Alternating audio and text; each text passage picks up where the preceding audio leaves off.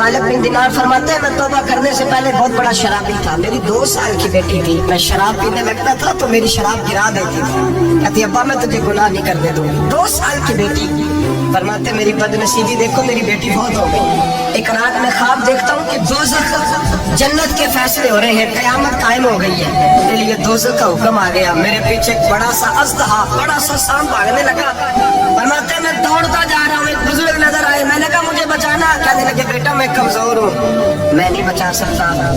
कहते हैं मुझे मेरा इशारा किया, कहने लगे पहाड़ की तरफ जा, शायद तो बच जाए। कहते मैं पहाड़ की तरफ जा रहा था तो वहां से बेटी आ रही थी।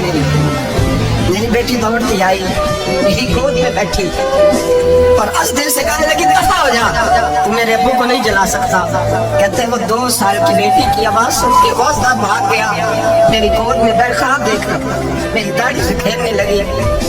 कहने लगी अब्बा मैं तुझे मना करती हूँ ना, शराब न पिया कर, शराब। तो मैंने कहा बेटे ये क्या है सारा कुछ कर? अब्बा जी ये तेरे बुरे अमल है जो तो बुजुर्ग कौन थे? कहने लगे बेटे अब्बा जी वो आपका नेक अमल है और वो कमजोर बड़ा था, आपको बचा नहीं सका।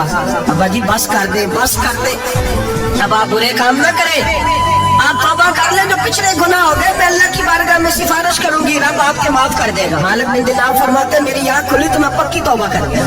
बेटियां तो बख्शवाने आई हैं दुनिया में, बख्शवाने, और यहाँ लोग फख्र करते हैं, फख्र से बताते हैं कहते मेरे बेटे के 15 रिश्ते हैं, शायद मुझे कुरान नाज़ी करनी पड़े। शर्म कर, हया।